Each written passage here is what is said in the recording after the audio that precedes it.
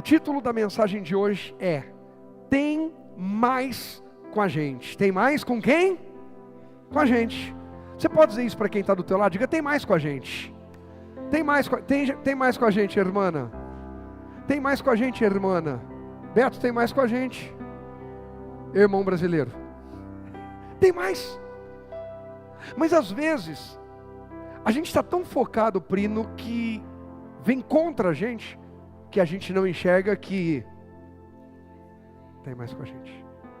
A gente está tão focado na ameaça, irmã Penha, no problema, que a gente não percebe o que Deus já disse que vai fazer em nosso favor. A gente às vezes fica tão focado nos problemas, nas ameaças, no que a gente sente, que a gente tapa os ouvidos, fecha os olhos para aquilo que Deus está nos preparando. Porque Deus não usará alguém para a glória dele que ele não tenha ou não esteja preparando, que ele já não tenha preparado ou que ele não esteja preparando. Ele me usa às vezes enquanto me prepara e continua me preparando para me usar mais. Cada situação, cada conflito, cada guerra, cada demanda da vida são oportunidades de ser preparado para algo novo. Hoje eu e você sabemos resolver coisas que algum tempo atrás a gente não sabia. Hoje a gente sabe como agir e reagir em situações que antes a gente não sabia. Quem já percebeu isso? Mas quem não se renova fica preso à frustração e nunca avança. E ainda fica uma pessoa ruim de se conviver. Gente ruim de conviver é gente que não se renova. E eu não estou falando sobre a estética, mudar o cabelo. Tem gente que não vai conseguir mudar muita coisa. Mudar a roupa, o Zé mudou muito a roupa dele, eu mudei a minha. Mas ainda tem muito a mudar. Quando eu falo tem muito a mudar, é que a gente vai viver bastante tempo. E vão vir outras situações, não é que está ruim. A gente tem muito pela frente. Não é sobre isso, mas é sobre mentalidade. Se eu viver com a mentalidade presa ao mal que me fizeram um tempo atrás, se eu viver com a mentalidade presa, a decepção, a expectativa que eu criei não foi atendida, eu não vou conseguir viver tudo que Deus tem para mim. E às vezes a gente está preso de tal forma que a gente não consegue ver Deus, ouvir Deus e nem mesmo sentir Deus. Segundo livro de Reis, capítulo 6, no verso 8, na minha Bíblia aqui tem um subtítulo acima que fala: Eliseu frustra o exército da Síria. E eu hoje, contemporizando, digo: Rogério frustra o exército do inferno. Mais alguém?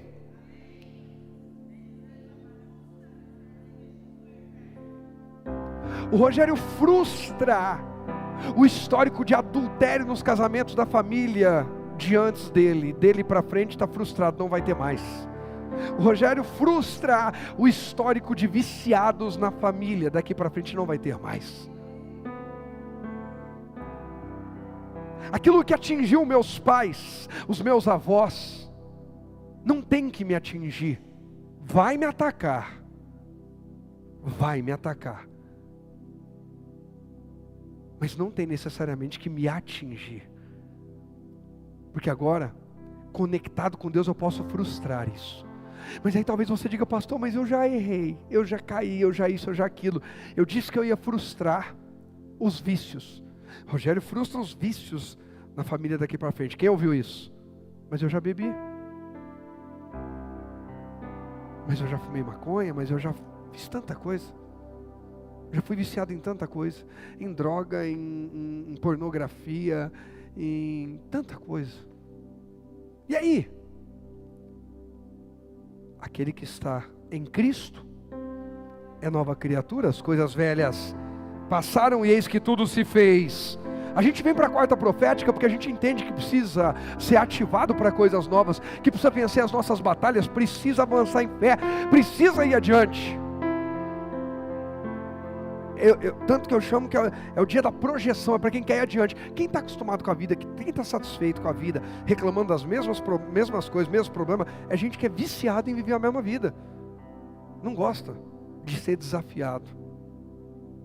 Eu ouvi uma pessoa falando e compartilhei hoje com o nosso ministério de intercessão, parte dele, que veio aqui à tarde para orar e depois tivemos uma reunião. Prosperidade não é sobre dinheiro, é sobre bem-estar no panorama geral, é mais sobre o que não me falta do que sobre o que eu tenho. Não me falta saúde, não me falta paz, não me falta recurso, ainda que seja para o básico, para o simples, mas não falta. Não falta alegria, família, amor, graça. Sou próspero. O outro pode ter um helicóptero e não tem paz. Daqui a pouco está lá a polícia batendo na porta, levando preso. E se eu for preso, só se for para pregar o evangelho. Aí é honra. Eu não fiz nada para ninguém, eu não estou com nada de ninguém, eu não tenho rolo nenhum. Eu sou próspero. O outro pode ser milionário, mas eu sou próspero. A hora que eu chego em casa, tenho uma paz. E eu não estou pregando contra você possuir recurso financeiro ou riqueza. Que Deus faça e levante aqui na igreja muitos ricos e milionários. Mas que nenhum seja porque ama o dinheiro. Porque a Bíblia diz que quem ama o dinheiro cai em laço. Eu amo o que eu posso fazer com o dinheiro. Ontem nós enviamos a oferta lá para o Haiti. O missionário Vitor mandou uma mensagem dizendo: glória a Deus. Me lembra depois de mandar o vídeo dele para algumas pessoas. Ponto. Estava precisando de um socorro porque quebrou um negócio aqui da bomba para puxar água e tal, e tal, e tal. E nós mandamos uma oferta. Luísa sabe, porque ela que fez o envio. Que está cuidando do apadrinhamento do Haiti. Eu amo ouvir aquele glória a Deus. E saber que as crianças vão ser atendidas. Eu amo, claro, quando eu levo minha esposa para comer num lugar que ela gosta, ou compro uma coisa que ela gosta. Eu pus um chocolate no meio da Bíblia dela, o pastor roubou a colher. Eu quero ver quanto tempo minha esposa demora para ler a Bíblia. Eu pus um chocolate que eu comprei para ela dia 12 de fevereiro. Não foi 12 de fevereiro, não? Você achou quando? Eu pus dia 12 de fevereiro. Eu pus nessa madrugada, ontem à noite antes de dormir. Hoje pela manhã, ela vem para a sala, eu já estava lá. Aí ela senta para ler a Bíblia. Eu te amo, nem lembrava. Eu pus e esqueci, estava trabalhando. Eu te amo. Eu falei, nossa, que bacana, ela está orando. Abriu a Bíblia, eu te amo, Senhor. Era para mim, não era para Deus. Ela ama também o Senhor. Mas, irmãos, o dinheiro pode proporcionar um chocolate que ela gosta, uma surpresa, não é nem o chocolate apenas. Ela nem liga, ela vai dar esse chocolate. Proporciona. Mas somos prósperos. Só que eu ouvi uma coisa que fez muito sentido. Prosperidade é para quem aceita confronto. Quem não aceita ser confronto não será próspero. Porque prosperidade tem a ver com maturidade, tem a ver com crescimento, tem a ver com aprender. Lembra que prosperidade não é sobre dinheiro. Dinheiro é apenas um dentinho na engrenagem da prosperidade. Ele não é a prosperidade em si. É sobre saber se sentir em paz, se satisfazer, mesmo no dia que não tem muito, ou no dia do simples, como no dia onde tem mais. É sobre valorizar o que tem e quem a gente tem. É sobre valorizar a saúde. É sobre valorizar a paz de espírito. É sobre valorizar a oportunidade de crescer, de aprender, de ser desafiado e subir de nível.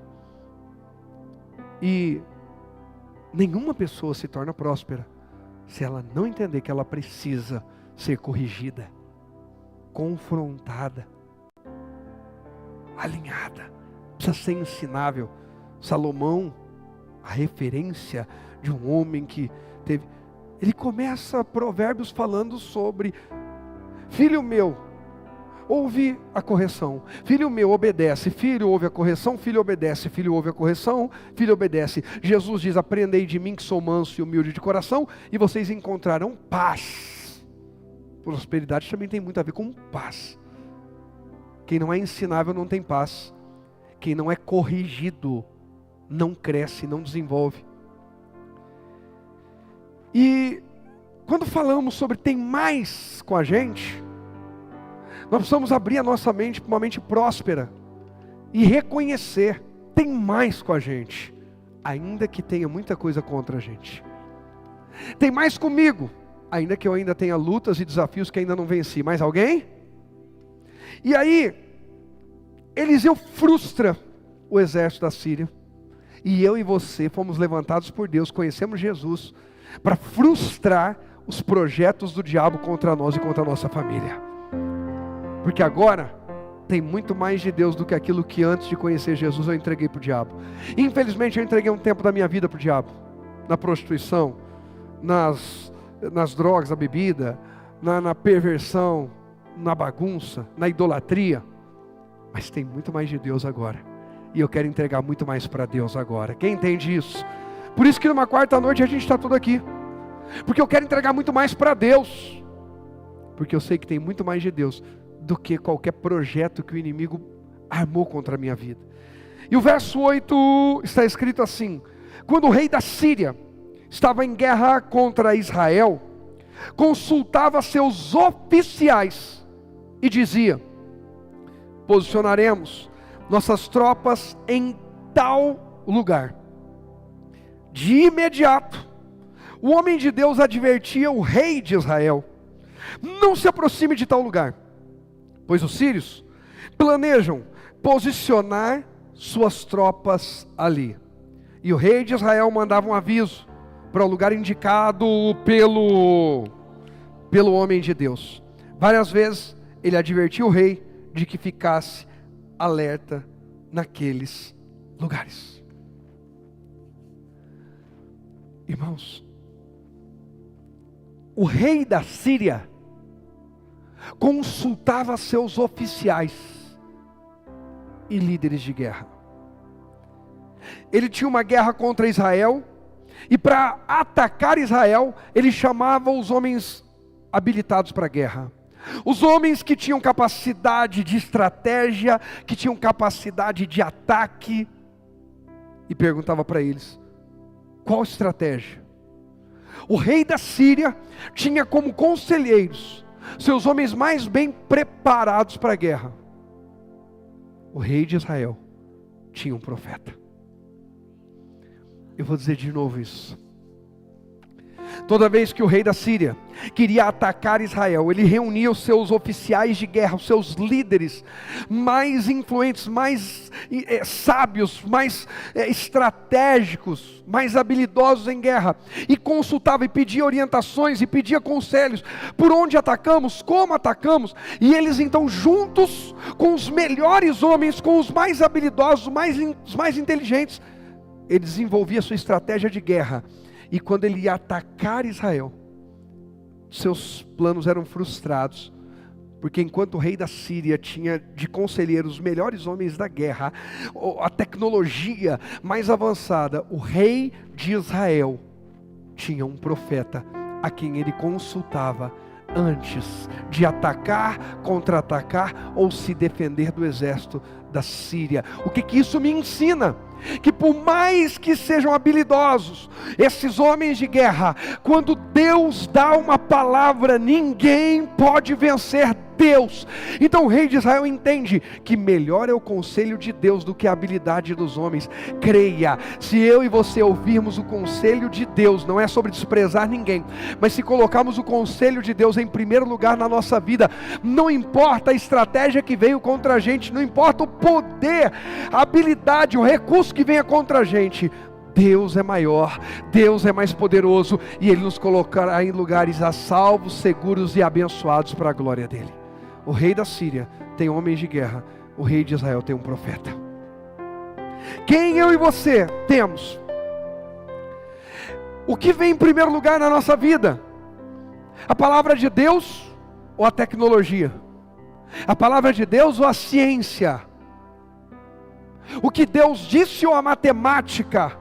Não, mas é porque se eu honrar Deus esse mês, e se eu tirar aqui, se eu pegar negócio de primícia, ou de dízimo, ou de oferta, e porque 9 fora, não sei quanto ao quadrado, onde está a nossa confiança? Jesus disse: onde estiver o seu tesouro, ali também estará seu coração. Onde estiver seu coração, ali também estará seu tesouro. O rei de Israel manda um recado para o céu, sem precisar nem falar ou orar. eu respeito a palavra de Deus na boca do profeta. E com essa palavra ele prosperava. O rei da Síria deixava um recado bem claro: eu confio naquilo que eu posso ver. Eu confio naquilo que eu posso tocar, naquilo que é palpável. O rei de Israel se movia por fé, por assim dizer. O rei da Síria se movia por vista. Como nós estamos nos movendo? Hoje a gente vê pessoas que acreditam mais em gurus do que na palavra de Deus. Gente, eu cresci. A minha avó era assinante do jornal impresso, na época do finado jornal impresso. O jornal A Cidade, lá em Ribeirão Preto. E na época da adolescência, quando eu não tinha dormido na casa da minha avó, estava na casa dos meus pais, antes de ir para o clube, antes de ir para algum lugar, eu passava na casa da minha avó para olhar no jornal o horóscopo do dia. Para ver a cor da roupa que eu ia usar para fazer sucesso, para pegar geral. Hoje de azul eu vou ficar bem. Hoje de amarelo. Hoje não é um bom dia para ter aquela conversa, então nem vou. Hoje não é um bom dia para tal coisa, porque o ascendente não sei da onde.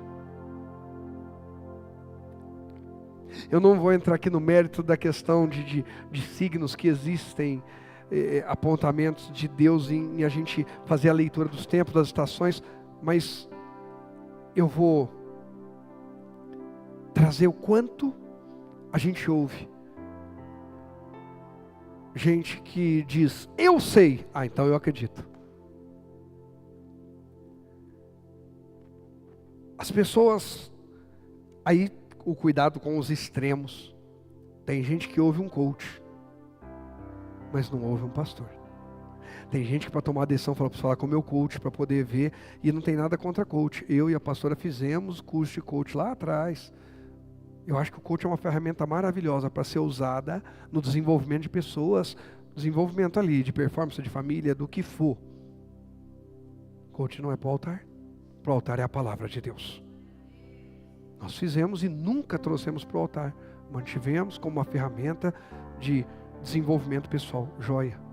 Aí veio, depois do coach, veio a época dos temperamentos. Pronto. O altar deu lugar para estudo de psicanálise. Não, mas a gente não pode falar temperamento? Claro que pode. Só não pode usar isso aí como amuleto, como escudo. E de repente eu comecei a ouvir gente que só prega sobre isso. Mas não tem mais nada. A Bíblia é um livro tão incrível, tão maravilhoso, que agora inventaram a roda no coach ou no temperamento. Na época do rei da Síria, era a estratégia de guerra dos oficiais. Quem nós estamos colocando à frente da palavra de Deus? Deus está procurando gente que queira falar com Ele diretamente ainda. A gente precisa renovar nossa família ouvindo Deus. E volto a dizer, gente, pelo amor de Deus, não estou desprezando nenhuma ferramenta. O problema é que aí essas tendências e essas modas, que são coisas que enchem as emoções da gente, então faz a gente empolgar. Pronto, agora eu sei. Tá, eu descobri que meu temperamento é assim, e então tem esses pontos positivos, negativos. Pastor, me descreveu certinho esse bicho aqui. Bacana. Agora traz isso à luz da palavra e seja quem Deus te criou para ser. Não, pastor, não tem jeito, porque ali já disse não sei o que. Você levantou outro Deus na tua vida, então. O temperamento. Faz sentido o que eu estou falando? Eu não tenho problema em frustrar ninguém. Eu não posso frustrar Deus. Eu não tenho problema em que alguém não goste. Eu sei que tem gente que não gosta. Por quê? Porque é moda, porque tem simpatia, tem tudo legal. E não estou, volto a dizer, não estou falando contra. Eu lembro quando eu falei disso, há uns 3 anos atrás, numa igreja de Ribeirão Preto. A pastora Camila, a esposa do pastor William, pulou, vibrava quando eu dei esse exemplo. Porque virou uma moda onde as pessoas estavam se preocupando mais com o seu temperamento do que com o seu espírito. E pelo amor de Deus, cuida de um e não despreza o outro. Como alguém que cuida do corpo, malha, tem tempo para academia, para isso, para aquilo, mas não tem tempo para Deus. Cuida de um, mas não despreza. E assim vida financeira, e assim em tudo. Tem famílias sendo bombardeadas porque alguém chegou dentro de casa e disse, eu sou assim. E a família falou que eles vão ter que engolir, só porque você é assim, agora todo mundo vai ter que suportar que você se descobriu assim. Ei, nós somos a igreja. Nós somos o sal da terra, a luz do mundo. Nós somos aqueles que chegando dentro de casa todo mundo diz, não tem mais jeito. A gente fala, tem sim. Ah, tem sim. Nós vamos ouvir Deus. E Deus vai dizer como cada um de nós tem que ser. Como a gente já está cansado de saber. Eu já sei, o Beto está careca de saber como que a Pri é. Ele quer ficar cabeludo de saber quem a Pri está se tornando cada dia. Porque senão a gente sabota tudo que a gente foi ministrado mês passado. Metanoia. Uma mudança de mentalidade. Muda a estrutura espiritual, muda o temperamento, muda a personalidade, muda o caráter. À medida que aquela metanoia está acontecendo. Eu estou sendo mudado na minha mentalidade segundo Deus. Então todas as outras áreas da minha vida serão levadas para mais perto de Deus. É tão difícil para a gente entender isso.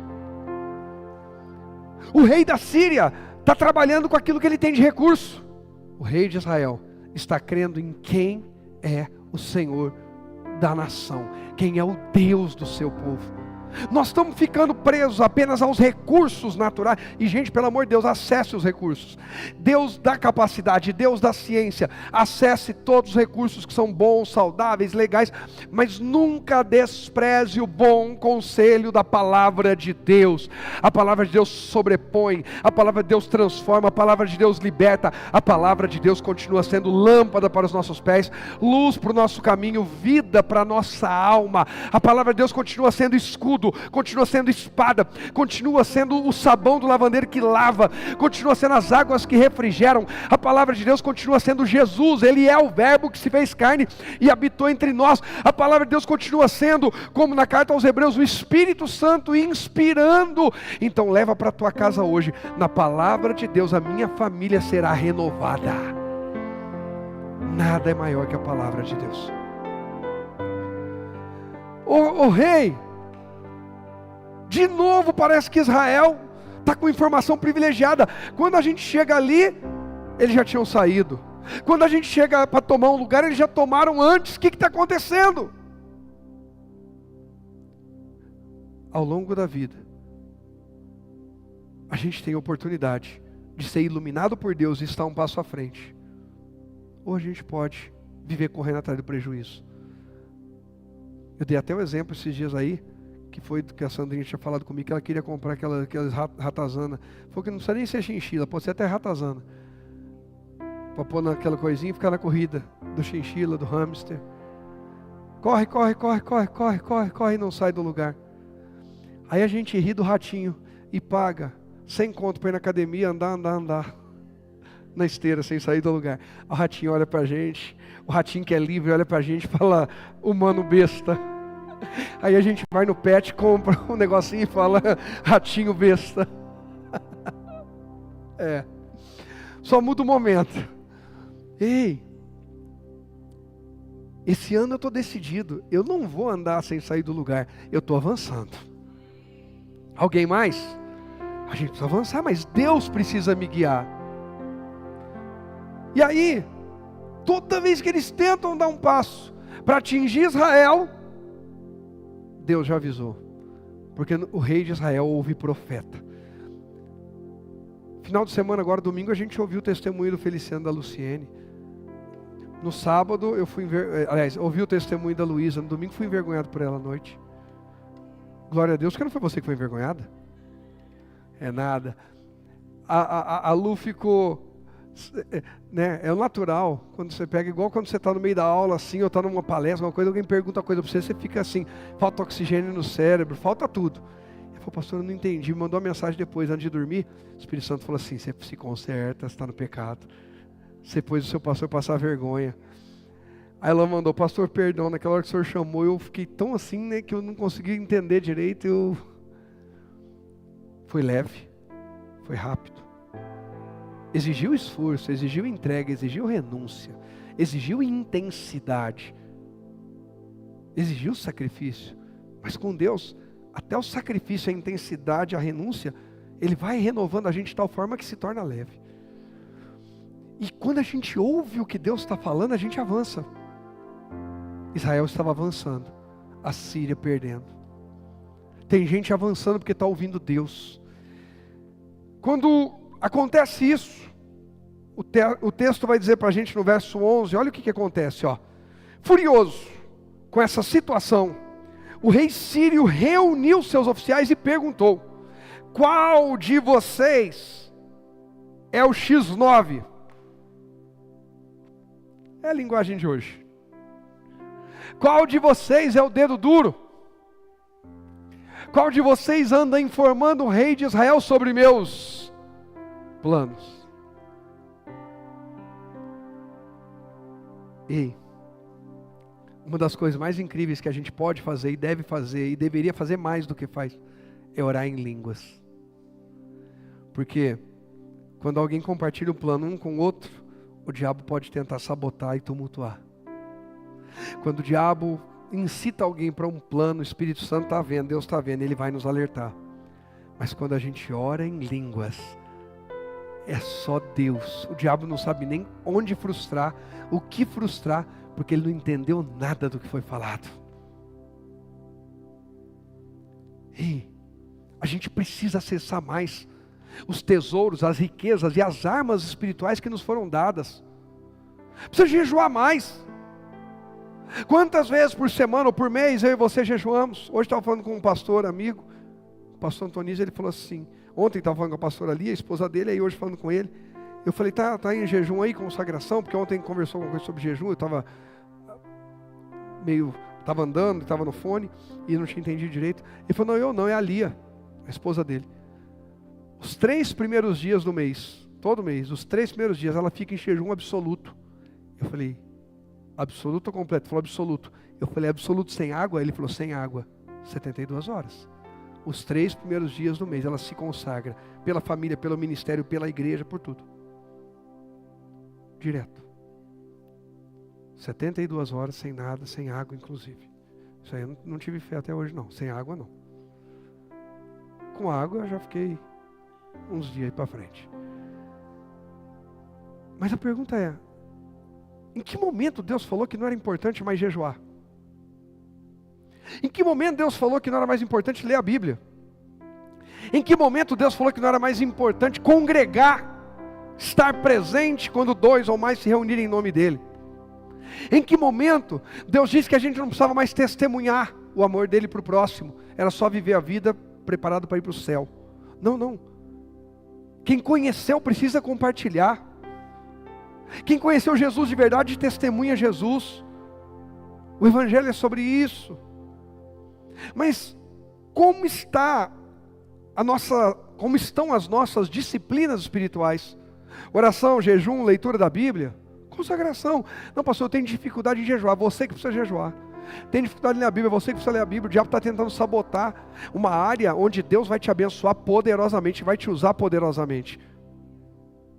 Gente, presta atenção para ficar bem claro o que eu estou dizendo, tá? Quem aqui acompanha o mínimo básico do futebol? Qualquer coisa de futebol, entende? Qualquer coisa. Sabe que o futebol chuta a bola com o...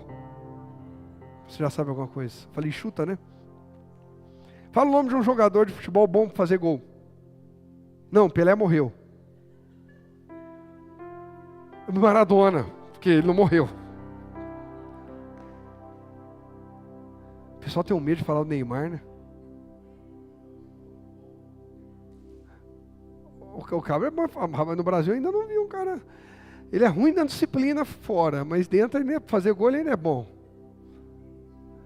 Vamos pegar um ex-jogador. Ronaldo Fenômeno era bom em fazer gol? Aí, num jogo, o goleiro foi expulso. E o Ronaldo foi pro gol. Faz sentido? Por quê? Agora, enquanto ele estava jogando no ataque, tinha um cara marcando ele onde ele ia no campo. Ele foi pro gol. Alguém foi lá marcá-lo? O jogador que marcou ele o jogo inteiro, porque ele era o atacante. A hora que ele foi pro gol, vai lá marcá-lo? Por quê?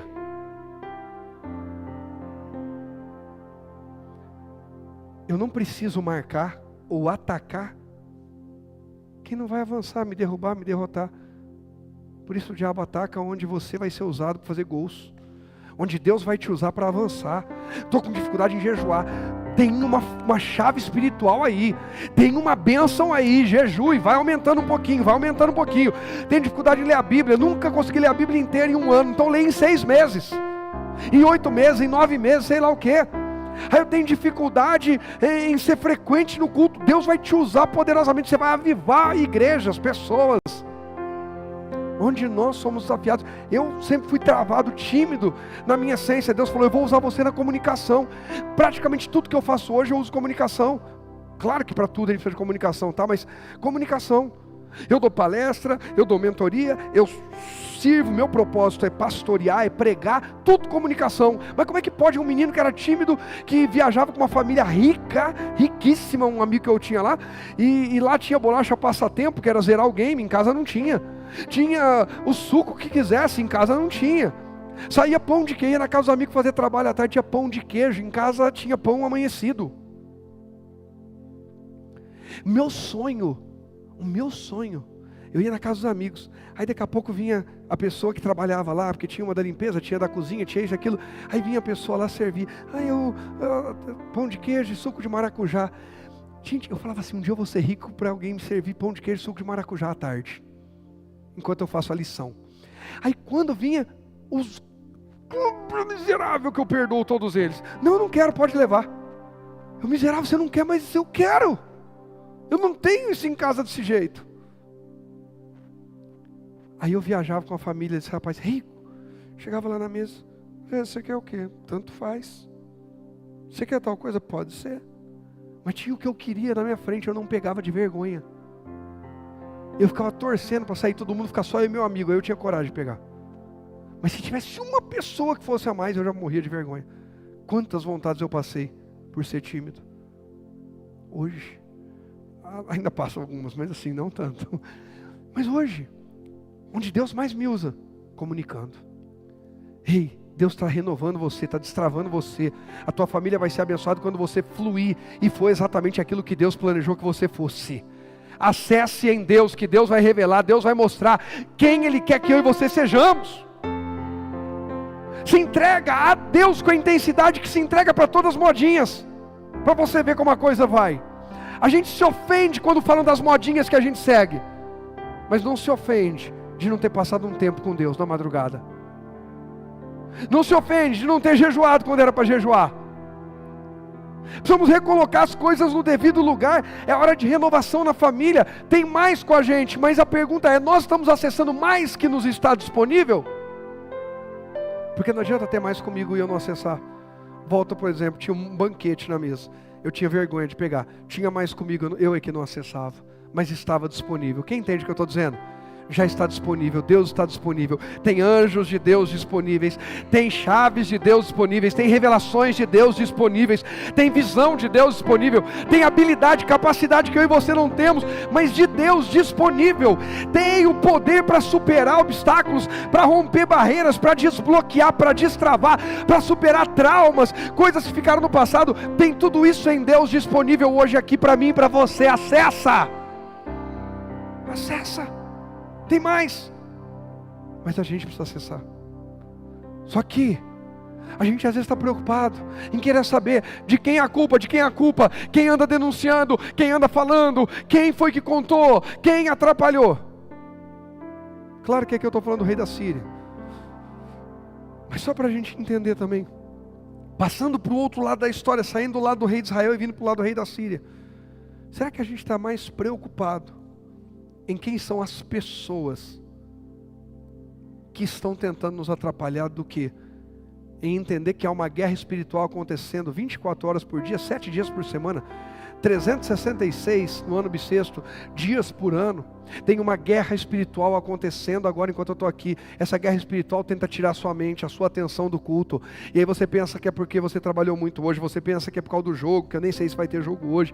Você pensa, eu penso num monte de coisas. E na verdade tem uma guerra espiritual sendo travada. E o diabo quer que você se desconecte, que você fique mal-humorado, ressentido, revoltado, crie desculpas, justificativas para não viver, não ser e não estar e não fazer o que Deus criou. E essa guerra está acontecendo. E a gente está preocupado em quem são as pessoas que estão roubando a minha vaga de emprego, quem são as pessoas que falam mal de mim, eu não sou promovido, quem são as pessoas que fazem fofoca a meu respeito, quem são as pessoas que não me dão oportunidade, quem são, e a pergunta é, você já se posicionou espiritualmente em primeiro lugar? Nós estamos posicionados espiritualmente, inclusive para dizer para algumas pessoas, desculpa, mas para entrar na minha casa com essa conversa, eu prefiro que você não venha mais. Pastor, mas eu vou me indispor com pessoas. Não, então beleza, continua se indispondo com Deus e sofrendo as retaliações do inferno, porque o diabo vai ganhando legalidade e vai tocando, porque Deus não foi honrado, porque o muro foi rompido, o muro da lealdade, da integridade, da santidade foi rompido. O rei da Síria está preocupado em quem são as pessoas, o rei de Israel está preocupado em ouvir qual é a direção de Deus na boca do profeta. O que preocupa mais a nossa mente? A palavra que Deus vai nos dar? Ou quem vai nos dar dinheiro, quem vai nos ajudar, quem vai nos dar conselho, quem vai levar a gente para ali, para colar, quem vai resolver nosso problema? Claro que a gente precisa viver as coisas práticas, pelo amor de Deus, vai chegar em casa hoje, deitar no sofá, e falar, não, mas não vai ajudar, você tá a louça, não, agora eu estou aqui para saber de Deus se é para lavar essa louça hoje ou amanhã. Toma vergonha na cara. Não tenta, sabe? Mas nós estamos colocando Deus em primeiro lugar, ouvi-lo, consultá-lo, ser dirigido por Ele. O verso 12 diz assim, olha a resposta. Ó meu Senhor o Rei, não somos nós, respondeu um dos oficiais. Eliseu, o profeta de Israel, revela ao rei de Israel até as palavras que o Senhor diz em seu aposento. O que significa? O teu inimigo já sabe a arma que você tem. Irmão, aqui o inimigo está reconhecendo, um dos oficiais, um dos experts em guerra. Lembra que o rei da Síria procura homens especialistas em guerra?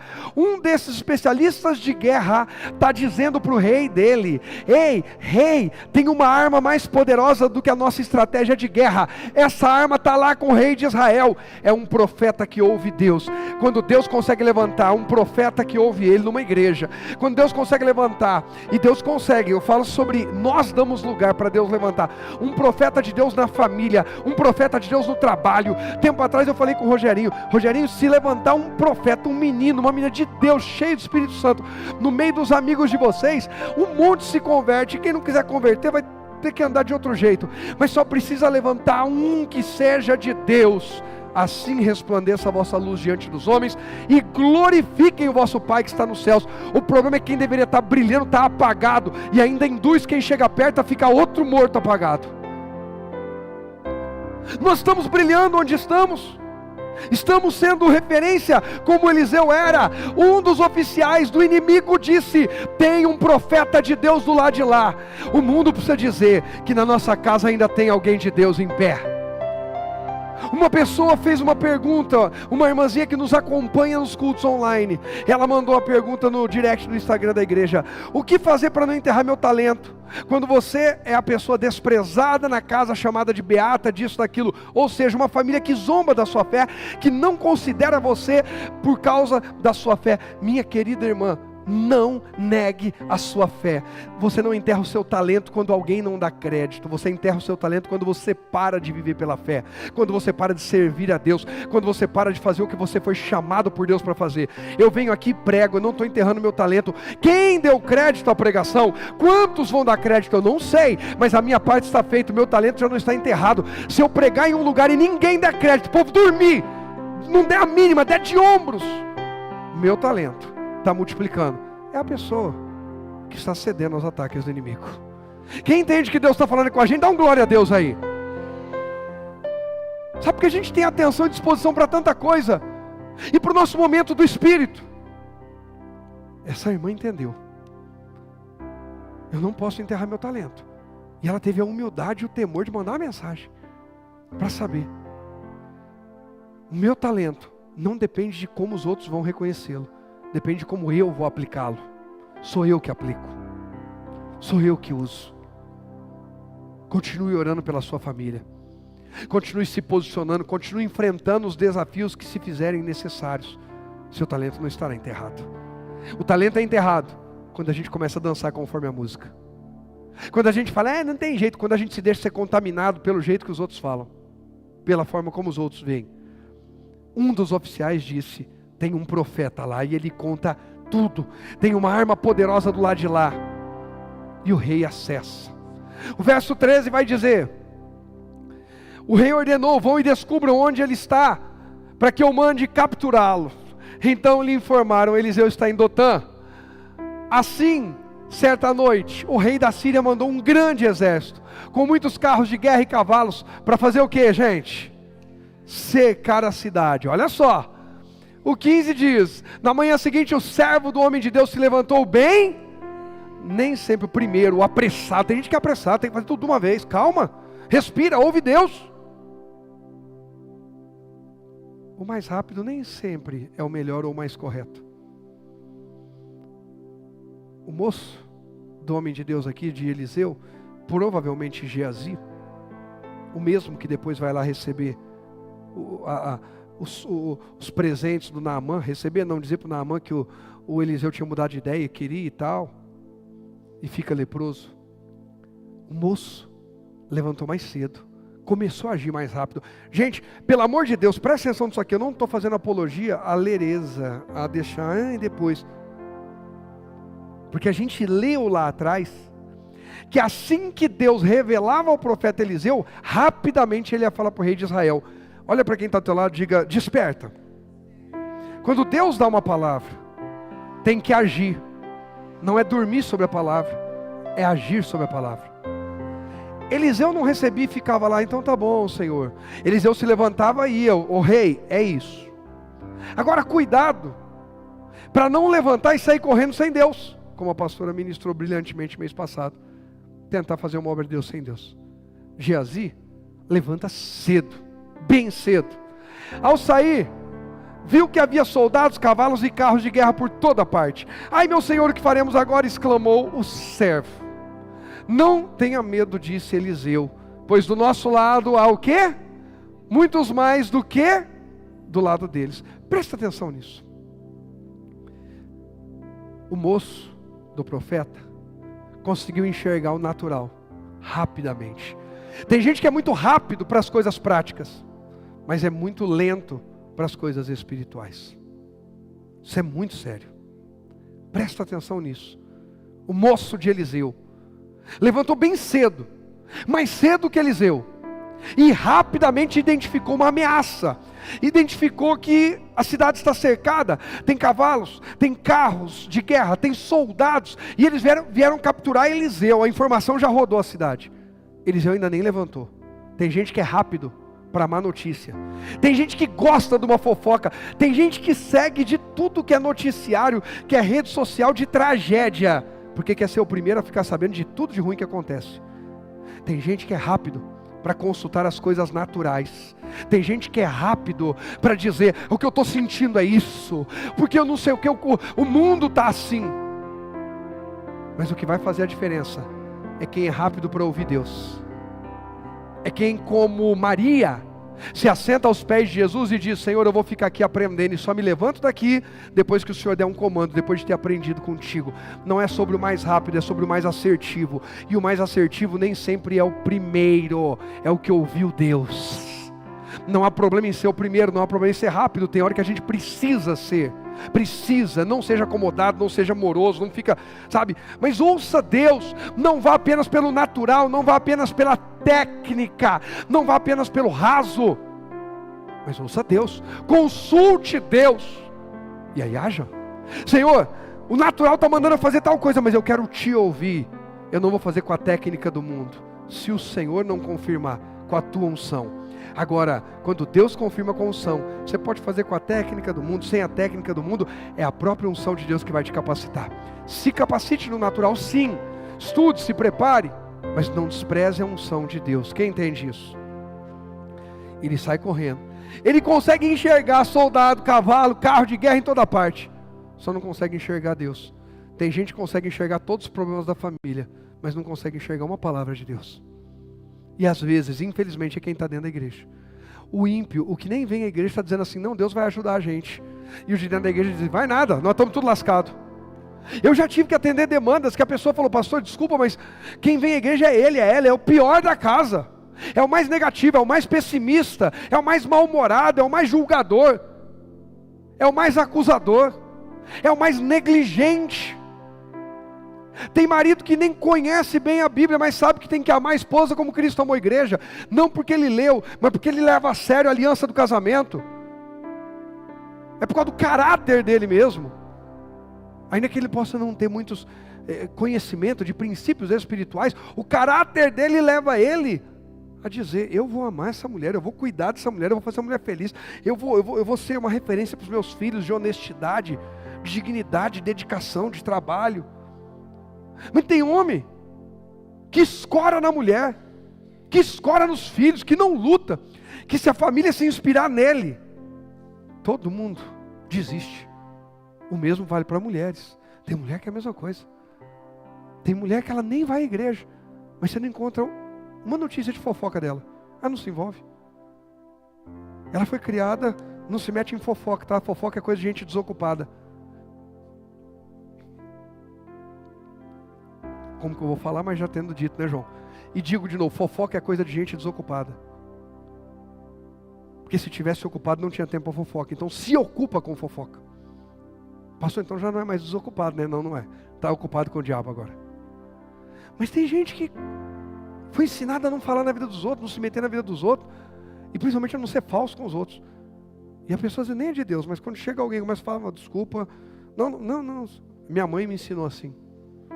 Eu fui criado desse jeito, não ficar falando dos outros não. Se eu não tenho coragem de chegar no Fábio e falar para ele, se eu não tenho coragem de chegar no Giovanni, no Ricardo, então é melhor eu não falar deles. E às vezes a pessoa, mas o exemplo dela é diferente. Então, não é sobre ser o primeiro, mas o que tem mais visão. Senhor, abre a nossa visão. Senhor, abre a nossa visão. Abre. Porque quando Deus abre a nossa visão, antes do ataque chegar, Deus já trouxe para a gente paz, estratégia ou direção. Isso é sério, essa é boa aqui, Luísa. Quando a gente se conecta com Deus, e se abre para Deus, e até pede, clama: Deus, abre a minha visão, seja na vida espiritual, na família, na saúde, no ministério, nos negócios, nos estudos. Deus, abre a minha visão. E a gente se abre para aprender com Deus e ouvir Deus. Deus nos mostra.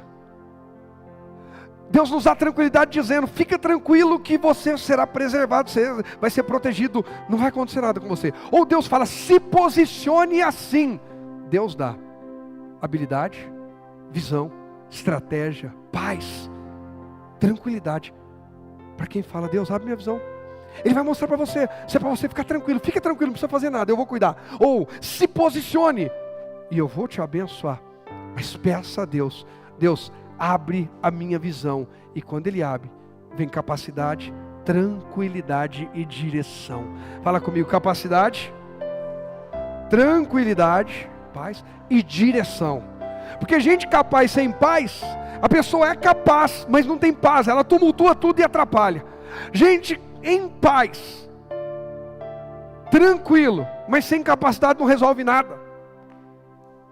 E gente que é tranquilo, é capaz, mas não tem direção, vai no lado errado, vai no caminho errado e dá ruim também. Eliseu tinha tranquilidade, capacidade e direção. Geazi não.